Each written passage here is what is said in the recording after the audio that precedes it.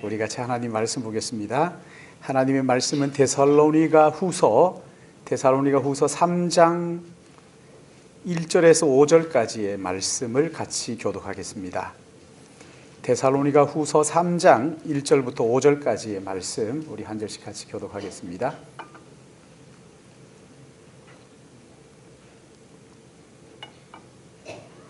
제가 먼저 1절 말씀 봉독합니다. 끝으로 형제들아 너희는 우리를 위하여 기도하기를 주의 말씀이 너희 가운데서와 같이 퍼져 나가 영광스럽게 되고 또한 우리를 부당하고 악한 사람들에게서 건지시옵소서 하라. 믿음은 모든 사람의 것이 아니니라. 주는 미쁘사 너희를 굳건하게 하시고 악한 자에게서 지키시리라.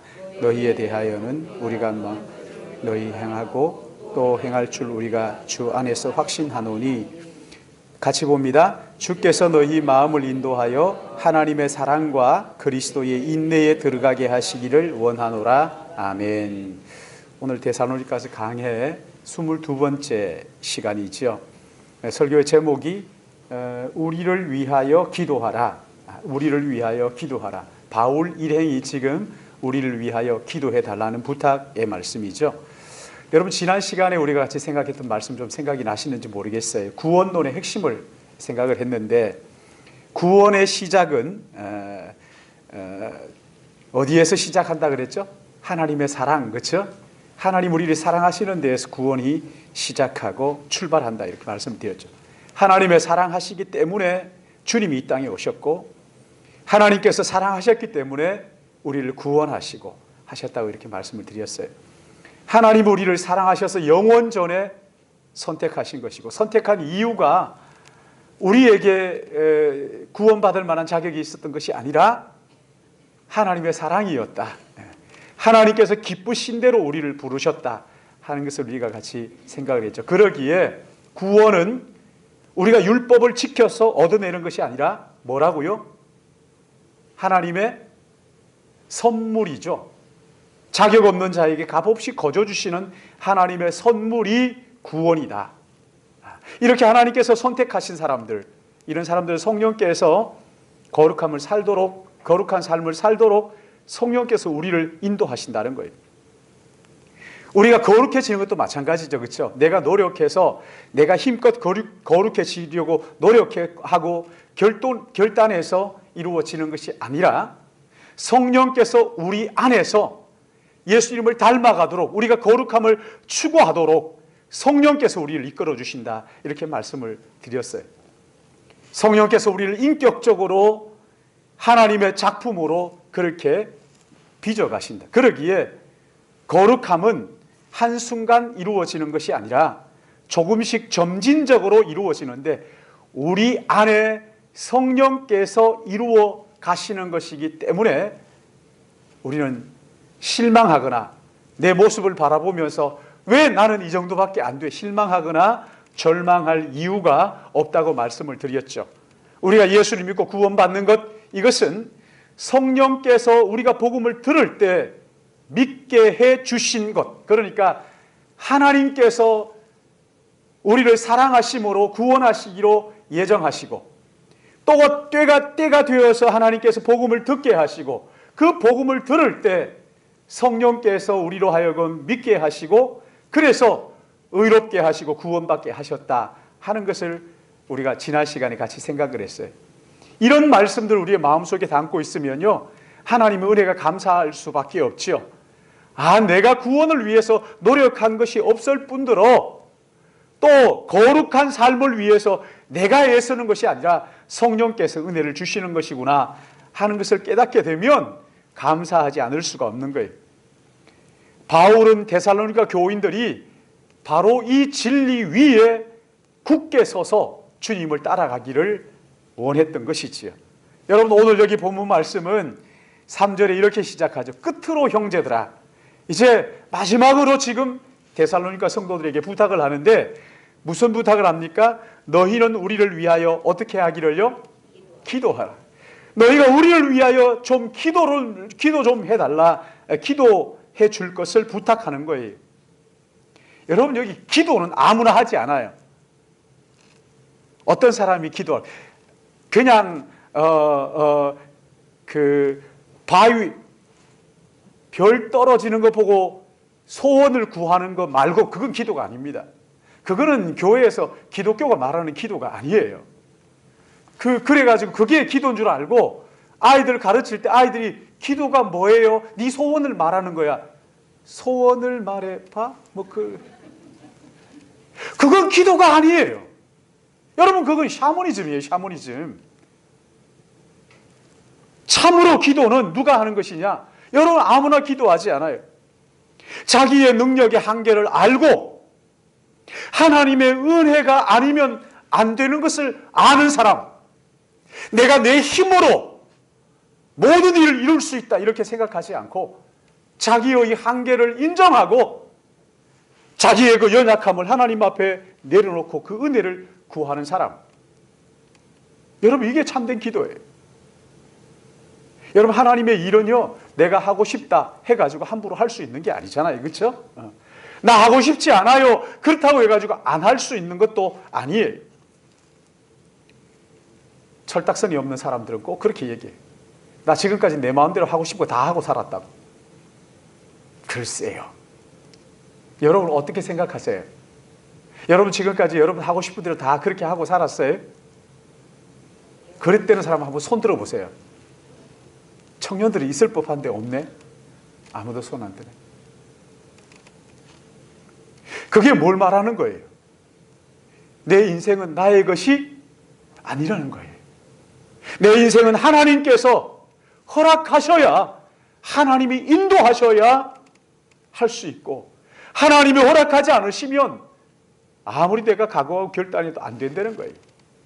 하나님께서 하라고 맡겨주시면 나의 계획과 상관없이 순종하게 하시는 거예요. 안 하겠다고 버티다가 결국 돌아서 다시 원점으로 와서 순종하게 되는. 그러니까 여러분 그 요나서에 나오는 요나 보세요. 하나님 어디로 가라고 하십니까? 그렇죠, 니누에로 가라. 근데 다시스로 가는 배를 적절하게 만나잖아요. 아이고, 이게 이런 절호의 찬스가 있나. 그리고 다시스로 도망하다가 어떻게 돼요? 안간만 못하게 되는 거예요. 그 괜히 가가지고 대싹 들여 고생하고 돌아와서 다시 니누에로 가는 인생. 참 이게 얼마나 참. 여러분, 이건요, 내가 내 마음대로 할 수 있는 일이 아니라 하나님의 일은 하나님께서 하라고 하시면 거부할 수 없고, 하나님이 하지 마라 그러면 그거 하겠다고 애쓸 필요가 없는 거죠. 그래서 언제든지 기도하는 거예요. 하나님의 뜻이 어디에 있습니까? 하나님을 선하시고 기뻐하시고 온전하신 뜻이 무엇입니까? 항상 하나님의 뜻을 묻는 거죠. 내가 내 마음대로 할 수 있어, 나는 지금까지도 내 능력 가지고 살아서 이런다면, 여러분, 이 사람은 지극히 어리석은, 돈 내고 고생하고 다시 원점으로, 그런 거거든요. 사랑하는 여러분, 우리는 주님의 뜻이면 가기도 하고 오기도 하고, 주님의 뜻이 내 안에 이루어지는 것을 기도로 늘 확인해야 되는 것이지. 그런 면에서 여러분, 바울은 기도를 부탁하는 이유가 뭐예요? 하나님이 나에게 원하시는 뜻이 이루어지기를 원합니다. 여러분, 다시 말씀드리지만 기도가 뭡니까? 기도는 내 소원을 하나님께 아뢰가지고 하나님의 보좌를 큰 소리 쳐서 뒤 흔들어가지고 예수님께서 아이고 어지러워서 내가 못 살겠네, 오냐 해라, 그런 게 아니라는 거예요.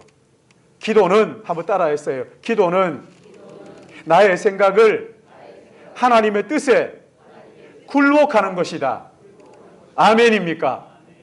하나님의 뜻이 내 안에 이루어지도록 나를 내려놓고 주님의 뜻이 내 안에 이루어지기를 원합니다. 이렇게 하는 거예요.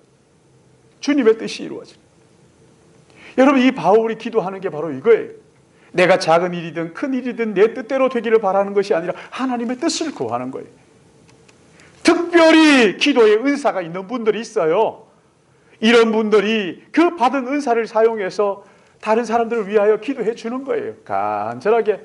얼마나 귀한 줄 몰라요. 여러분, 이게 은사를 사용하는 거예요.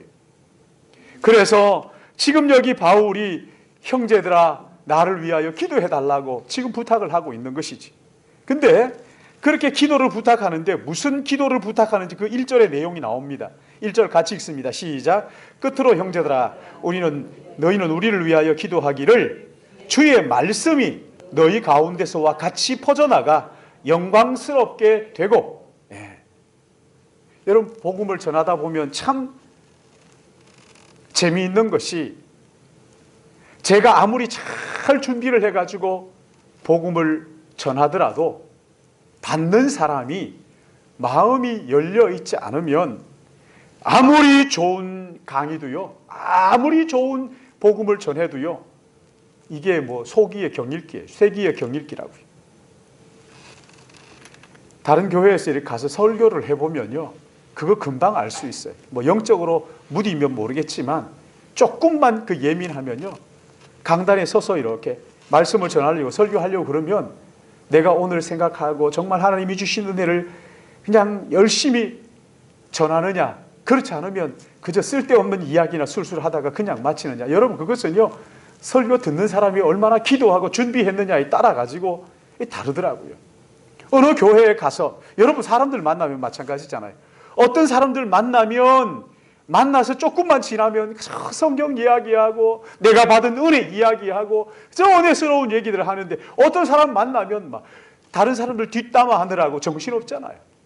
아닙니까? 시작했다, 그 사람 만났다 그러면 막 헤어질 때까지 이 사람 어떠고 저 사람 어떠고 한 수백 명씩 그냥 입에 오르내리면서 가십하다가 그렇게 집에 오면서는 허무해가지고요, 막 그냥 내가 비싼 밥 먹고 왜 이러나, 비싼 밥 먹고 내가 왜 이러나. 그러나 어떤 사람들 만나는 그때부터 막 찬양하고 성경 말씀 나누고 참 은혜를 나누고 그냥 같이 있는 게 즐거운 거죠. 막 행복한 거죠. 올 때는 마음이 뿌듯해요. 너무 감사한 거죠. 맞아, 하나님의 은혜가 너무 크고 놀랍다고 막 이러면서 감사가 입에 붙어 있죠. 근데 어떤 사람을 만나면 그렇지 않은 것 마찬가지입니다. 아무리 설교를 잘하는 사람이라도 그 사람을 위해서 같이 함께 기도하지 해서 마음 열리지 않으면요, 그러니까 또 이런 얘기를 하더라고요. 내가 아무리 준비를 해도 어떨 때 하나님께서 은혜 주시면 말씀을 잘 전하고 잘 듣고 하기도 하지만, 또 어떤 때는 아무렇게나 준비한 것 같은데 좀 부족한 것 같은데 설교를 해보면 그때는 너무 잘 듣더라. 그래서 나는 설교 준비 뭐 따로 하지 않는다. 못돼 빠지. 여러분, 그거 아니에요. 에?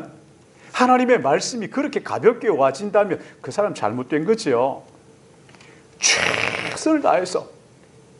더러는 죽을 쓸 때도 있어요. 더러는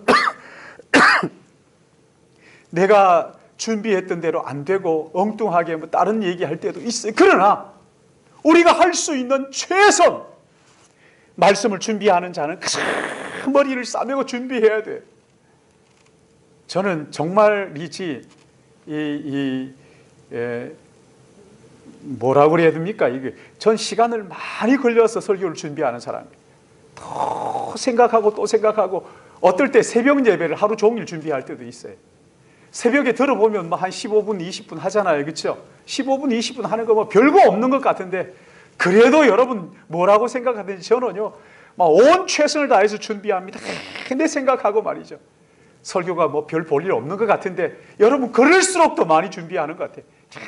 준비하고 또 준비하고 최선을 다하여 준비하고, 또 듣는 사람들도, 여러분도 마찬가지.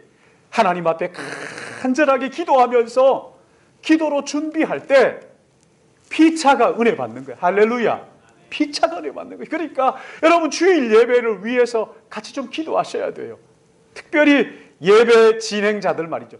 기도 순서를 맡은 사람들, 헌금 순서를 맡은 사람, 각 부서의 부서장들 토요일 날 오셔가지고 같이 좀 기도하셔요.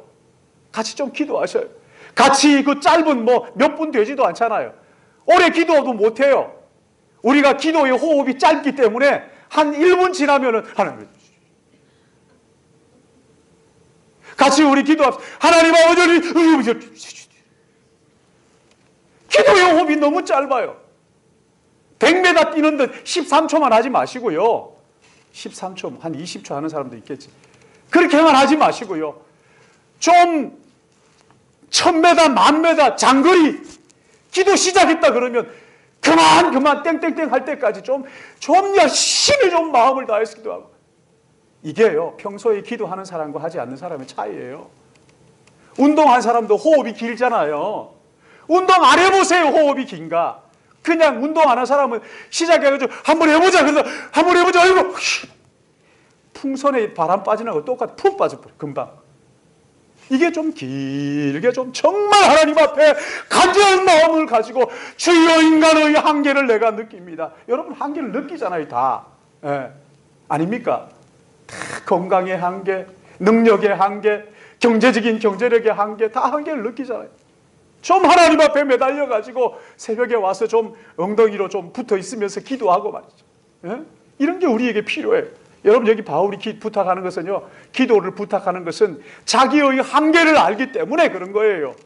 내가 아무리 준비해도 받는 사람이 기도로 준비하지 않으면 이게 별 볼 일 없고, 또 하나님께서 은혜 주시지 않으시면 아무것도 아니더라. 그래서 하나님 앞에 기도하는 거예요. 여기 2절도 보세요.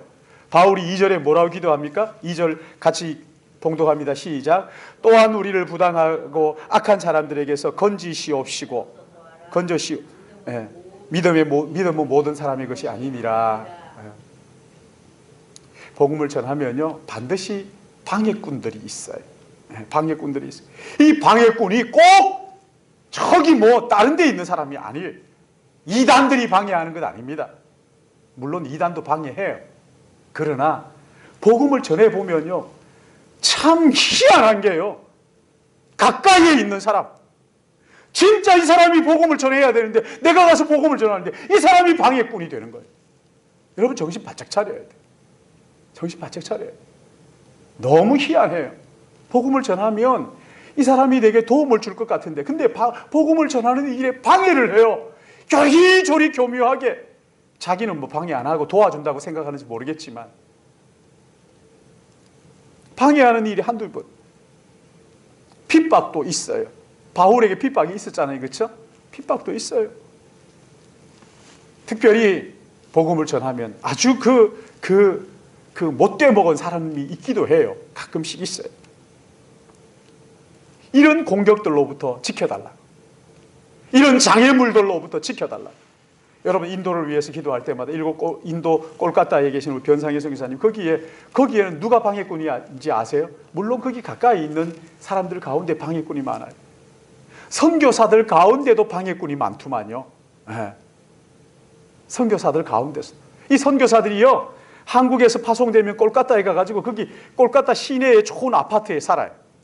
그러면서 선교한답시고 한인교회나 이 교회 가가지고요, 교회에서 좀 빠릿빠릿한 사람이 있으면 그 사람을 만나가지고 제자훈련 한답시고 데리고 가가지고는 자기가 홀딱 데리고 가가지고 제자훈련 한다고 하다가 둘이 싸워가지고 막 그냥 이 사람 신앙도 떨어뜨리고 막 이렇게 하고 만다는 거예요. 그러면서 막 그냥 선교사들을 불신하는. 근데 더 큰 방해꾼 또 있어요. 힌두교예요. 힌두교. 힌두교. 이 힌두교는요, 그 신이 2억개. 자기가 먹은 생선 뼈도 신이에요. 일본도 그러더만. 참 진짜 웃기지도 않대. 네. 생선을 잘 발라먹고 그 뼈를 아주 이쁘게 해가지고 그 비린내 나는 걸 딱 걸어놓고는 거기에다 대고 막 빌더라고요. 인도도 더해. 근데 인도에 거기 복음을 전해보면요, 이 사람들이 믿겠다고 나오는데 이 사람들이 정말 하나님을 믿겠다고 나오느냐? 글쎄요. 제가 와서 기도하면 할수록 점점 더 제 마음속에 의문이 드는 게 뭐냐면 이 사람이 정말 예수를 믿는가? 정말 유일하신 예수 그리스도 그분이 나의 구원자라고 믿는가? 아니면 그 2억 개의 신 가운데 하나로 믿는가? 구체적으로 또 이 힌두교가 기독교를 핍박하기도 합니다. 다 떠나가라. 이 나라에서 떠나가라. 우리나라는 힌두교만 모인 나라다. 그러니까 다른 모든 이단 종교들은 다 떠나가라고. 이단 종교 지도자들을 죽이면 2억을 주겠고 뭐 이러면서 그렇게 이제 박해를 합니다. 여러분 지금 중국도 마찬가지죠. 그렇죠? 중국은 누가 공격합니까? 누가 공격해요? 공산당이 해요. 공산당. 지금 다 쫓겨나고 있어요. 지난번에 정한진 선교사 와서 얘기했지만 그 정한진 선교사 그 모인 그 공동체의 지도자가 우리 그 교단에서 파송한 선교사인데 쫓겨났어요. 공항에 나와가지고 한국 다녀오겠다고 공항에 이제 나왔는데 공안이 딱 와가지고 붙잡고는 못 들어오는 걸로. 참 기가 막히는 거지. 쫓아내면서. 이런 박해들 가운데서 여러분 전영상 선교사님도 마찬가지잖아요. 중국에서 그렇게 하다가 공안이 닥쳐가지고 예배드리는데 공안이 닥쳐가지고 막 그냥 도망가서 치앙마이에 가가지고 그렇게 지금 그 계속 선교 활동을 하고 있는 거거든요. 이런 복음의 방해꾼들. 그 나라에 있는 그 바울에게도 유대인들이 있었잖아요. 유대인들이 바울을 죽이지 않으면 밥을 먹지 않겠다고 하는 이런 사람들이 여기에 있었어요. 그런가 하면 그 가운데서도 영적으로 깨어있지 못하니까 복음의 방해꾼 노릇을 하는 그런 사람들이 그 가운데 있었단 말이지요. 그래서 이것을 위하여 기도하라. 내 건강, 내 사는 문제, 여러분 이것 가지고 바울이 뭐 언제 기도하게 했어요? 하나님의 복음이 장애물들로 말미암아 못된 그 공격하는 사람들로 말미암아 복음이 멈추는 일이 없도록 그렇게 지금 기도해 달라는 것이지. 그러면서 뭐라고 얘기합니까? 신학적인 중요한 이야기를 하죠. 믿음은 모든 사람의 것이 아닙니다. 아무나 믿는 게 아니에요. 복음을 전해보면요, 들을 것 같은 사람은 안 듣고 아는 척하면서 막 그냥 복음을 방해하는가 하면 이 사람은 도무지 안 들을 것 같은데 듣는 사람이 있어요.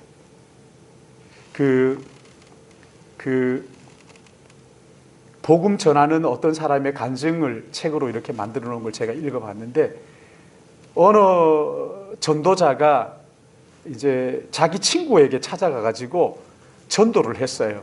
자기 친구 사무실에 앉아가지고 이렇게 전도를 하는데 이 친구는 듣는 듯 하면서 안 듣더래요. 그래도 끝까지 다 했어요. 끝까지 복음을 전하고, 아이고 이놈이 아직 때가 안 됐나 보다. 소위 말하는 이거 생고구마구만. 아직 멀었네. 이렇게 하고 이제 복음을 전하고 왔어요. 근데 어느 날 자기를 찾아와가지고 그 사무실에서 복음을 전할 때 자기가 들었다는 거예요. 그래서 아니 거기 나하고 친구하고 둘이밖에 없었는데 언제 들었어요? 그러니까 나는 그 책상 밑에서 전기를 고치고 있었다. 전기를 고치다가 그 이야기 복음을 들었다는 거예요. 그리고 거기서 거듭나가지고 울면서 그리고 나와 보니까 가고 없더래요. 가고 없더래요. 그래서 자기는 예수 믿었다고 찾아가가지고 당신이 복음을 전하는 것을 듣고 내가 구원받았습니다. 사랑하는 여러분 보세요. 참 얼마나 희한한지. 그러니까 내가 복음을 잘 전한다고 해서 믿는 게 아니라 구원은 하나님의 은혜인 것을 믿으시기 바랍니다. 믿음은 아무나 것이 아니에요. 누구나 복음을 듣는다고 거듭나는 것이 아니란 말이에요. 하나님의 말씀을 들을 때 여러분 마음속에 믿어지거든. 감사하시기 바랍니다. 하나님의 선물이에요. 믿음은 하나님의 선물이에요. 그래서 우리의 기도가 필요한 거예요. 하나님 아버지, 저 사람의 마음에 문을 열어주셔서 믿음을 받아들이게 해달라고 기도하는 것이 필요해요. 저들에게 믿음을 주시옵소서 말이지. 사랑하는 여러분, 나는 예수님을 믿어진다 하는 분들은요, 하나님 앞에 정말 하나님은 왜 나한테 선물 안 주시나 그러지 말고, 믿어진다 그러면 하나님께서 내게 선물을 주셨구나 하시고, 주시옵소서 하지 말고 감사합니다 하시기를 주님의 이름으로 축복합니다. 여러분 한번 보세요. 옆에 사람들에게 한번 해보세요. 믿으십니까? 예, 그러면 감사합니다. 감사합니다. 이게 믿어져서 믿는 거예요. 믿어져서 믿는 거예요. 내가 이해하기 때문에 믿는 게 아니에요. 하나님이 은혜를 주셔가지고 내가 선물로 믿음을 받았기 때문에, 믿음을 선물로 받았기 때문에 감사하는 거예요. 가끔 이렇게 선교사님들을 만나보면은 자기의 실력 가지고 능력 가지고 막 할 수 있는 줄 알고 막 그렇게 생각하는 사람들이 있어요. 여러분, 이건 그야말로 교만이에요. 교만. 선교지의 영혼을 가슴에 품고 간절한 마음으로 주님, 그들의 마음을 열어주옵소서. 성령께서 그 마음들을 열어주셔야, 까짓것 저놈들한테 내가 복음을 전하면 믿지 안 믿을 수가 있겠나? 안 됩니다. 그 영혼을 위하여 간절하게 기도하는 게 필요해요. 장애물을 제거하여 주시고, 믿음은 아무나 것이 아니에요. 주여 이들에게 믿음을 허락하여 주옵소서. 하나님께서 마음의 문을 열어주셔야 비로소 믿게 되는 거예요. 여기 1절 말씀 보세요. 주의 말씀이 너희 가운데서 같이 퍼져나가 영광스럽게 되기를 원한다 했잖아요. 복음이 중단 없이, 여기에 보면 이 달려가는 걸 말해요. 달려가는. 복음이 멈추지 않고 중단하지 않고 같이 다름질할 수 있도록 그렇게 기도해 달라는 거죠. 그래서 이 복음이 온 땅에 편만하도록, 그래서 주님 오실 그때까지 이 복음을 전하는 것 말이죠. 이게 복음이요, 복음을 전해보면 참 재미있는 일들이 많이 있잖아요. 사도행전 16장 4절 말씀을 보시면 바울이 빌립보에 갑니다. 복음을 전하기 위해서. 근데 거기에서는 바울이 익숙하게 해오던 회당이 없었어요. 유대인들이 모여가지고 기도하고 하는 그 회당이 있어야 되는데 거기에는 회당이 없었죠. 어떻게 합니까? 안식일 날 기도할 처소를 찾기 위해서 여기저기 가다가 강가에 갑니다. 강가에. 왜 강가에 가요? 강가에는 누가 있어요? 빨래하는 순이. 빨래하는 사람들이 거기에 강가에 있잖아요. 그 사람들을 찾아가가지고 거기에서 어디 기도할 만한 데가 있나 하고 이제 거기에 갔다가 거기에서 누구를 만납니까? 루디아를 만나죠. 루디아가 뭐 하는 사람이었어요? 옷감 무역업을 하는 여자 사업가였어요. 여자 사업가. 이 여자 사업가를 만났는데 거기에서 복음을 전하는데 이 여자가 들었어요. 이 여자가 거기서 듣고 믿어서 세례를 받잖아요. 근데 이 루디아가 그랬던 것 같아요. 바울에게 당신 여기에 뭐 어디에 머물고 있어요? 어디에 있어요? 그러지 말고 우리 집에 와서 있으세요. 이렇게 얘기한 거죠. 자기 집을 오픈하고 오시라고. 근데 이 바울이 자매 혼자 있으니까 좀 꺼렸던 것 같아요. 아유, 괜찮아요. 내가 그냥 여기 있을게요. 그랬나 봐요. 그러니까 루디아가 거기에서 뭐라고 얘기하느냐면요, 나를 주 믿는 자로 알거든 내 집에 들어와 유하소서. 참 얼마나 기가 막힌 말이에요. 내가 예수 믿는 사람이라고 생각하거들랑 당신 우리 집에 와서 유하시오. 바울이 그 집에 가서 유했어요. 근데 바울이 그 집에 가서 유한 것보다 더 놀라운 것은요, 결국 거기가 뭐가 됩니까? 빌립보 교회가 되는 거예요. 할렐루야. 빌립보 교회가 되는 거예요. 여러분, 이 복음이 그냥 일사천리로 그 빌립보에 교회를 세우게 하는 놀라운 역사가 일어나는 거예요. 기가 막히는 것이지. 여러분, 이런 일이 항상 있는 건 아닌 것 같아요. 제가 개척하는 목사님들 만나면 제 얘기예요. 루디아 같은 사람 만나도록 부지런히 돌아다니면서 복음을 전해라. 그렇게 얘기해 보는데 나는 루디아 같은 사람이 없더라고. 이렇게 얘기하는 사람들이 많이 있는데 항상 있는 건 아니에요. 그러나 우리가 하나님 앞에 간절히 기도할 때 우리 하나님께서 그런 사람들을 붙여주지 않겠어요? 그런 사람들 허락하지 않으시겠느냐고요. 그래서 우리는 기도해야 되고 바울이 기도를 부탁하는 거잖아요. 여기 4절 말씀 한번 보세요. 4절 같이 봅니다. 시작. 너희에 대하여는 우리가 명한 것을 너희가 행하고 또 행할 줄을 우리가 주 안에서. 이 말씀이 여러분 무슨 뜻인지 아시겠습니까?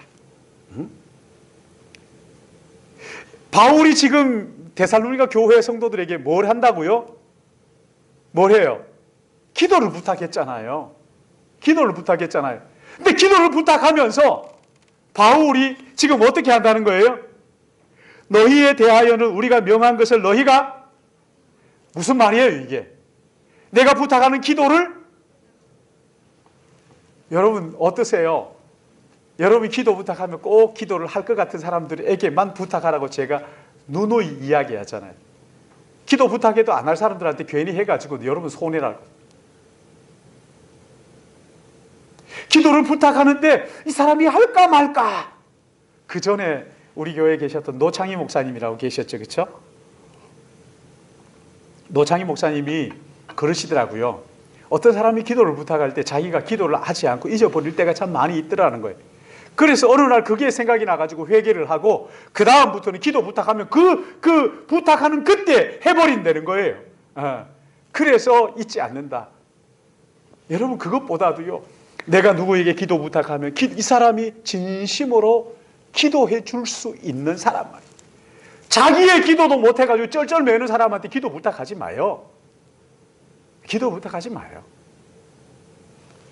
자기의 문제 가지고 그냥 앓는 소리 하는 사람들한테 기도 부탁하지 마요. 기도 부탁할 때, 이 사람은 나를 위해서 정말 기도하겠다. 정말 기도하겠다. 여러분, 그리고 또 자기가 기도해야죠. 나는 기도하지 않으면서 남들한테 기도 부탁해. 그럴 때는 어떻게 하느냐면요, 기도 부탁할 때 봉투에다 100만 원짜리 수표 한 장 붙여가지고 기도를 부탁합니다. 이렇게 하셔야 돼요. 자기는 기도도 하지 않으면서 뭐 기도를 부탁해요. 내가 기도하고 또 기도를 부탁할 때 이 사람이 나를 위하여 진짜 기도해 주겠다는 그 확신이 있을 때, 여러분 이게 기쁜 거죠. 내가 기도 부탁하는데 이 사람이 아이고 나처럼 안 하면 어떡하나. 나도 안 하는데 이 사람도 안 하는 거 아닌가. 제자 훈련하면은 참 하나 무서운 게 있어요. 그게 뭐냐면요, 목회자하고 제자 훈련하는 사람하고 똑같은 사람이 나온다는 거예요. 내가 기도하지 않으면서 기도한다 그러면 이 사람도 기도하지 않으면서 기도한다고 말하는 거예요. 앞뒤가 다르게 살면 앞뒤가 다른 사람들이 나오는 거예요. 그러니까 여러분, 이 제자 훈련은요, 목회자가 자기를 쳐서 복종시키지 않으면 자기하고 똑같은, 자기가 사입이면, 사입이는 아니지, 뭐라 그럽니까? 사쿠라라 그럽니까? 나이롱이라 그러더라고요. 나이롱 신앙을 가지면 나이롱 신자들만 나오는 거예요. 그러니까 참 이 제자 훈련이 얼마나 좋은지 몰라요. 자기를 늘 돌아보고, 나를 돌아보게 되거든요. 내가 나를 돌아봐요. 내가 정말 하나님 말씀대로 살고 있는가? 내가 정말 기도하고 있는가?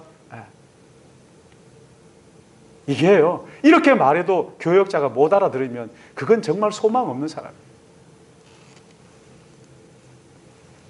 내가 정말 기도하면서 이 사람이 나를 위하여 기도한다는 그 믿음을 서로 가지고 서로 신뢰하는 가운데서 기도의 관계가 형성되고 그 기도 안에서 서로 사귐이 있는 것이지.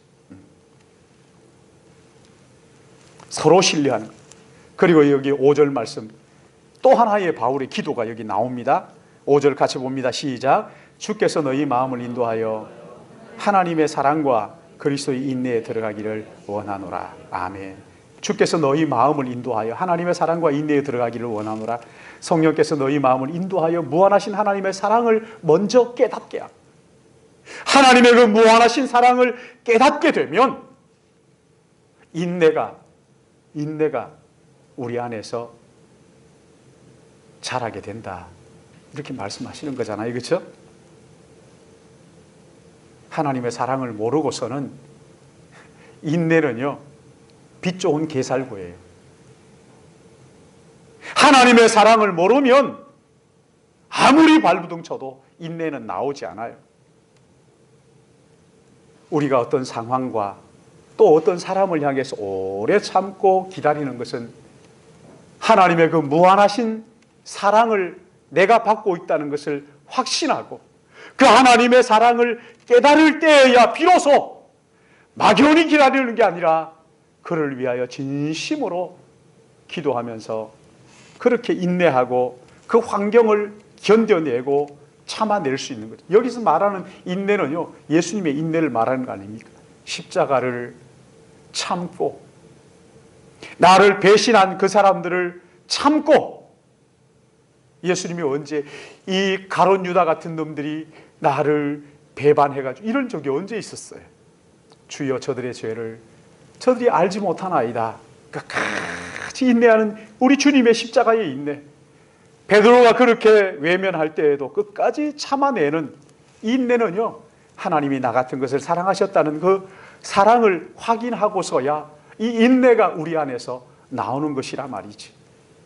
바울이 데살로니가 교회 성도들에게 기도를 부탁하면서 너희가 나를 위하여 정말 기도하는 것을 확신하고 신뢰하는 그 이유가 뭡니까? 그들이 하나님의 사랑이 무엇인지 알기 때문이에요.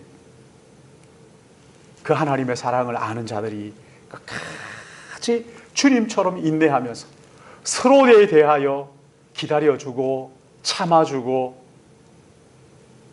그리고 그들을 그리스도 앞으로 기도하며 인도하는, 저는 우리 교회에 여러분들의 성령 안에서의 교제가 이런 교제가 되기를 주님의 이름으로 축복합니다.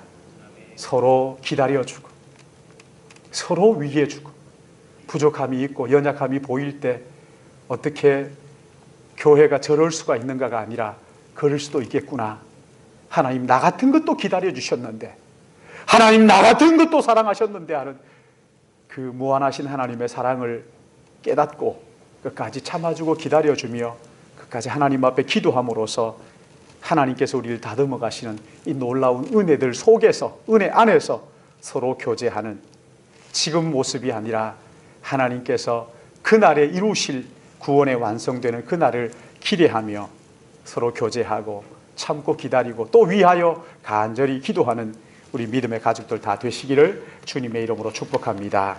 사랑하시는 아버지 하나님, 바울이 데살로니가 교회 성도들에게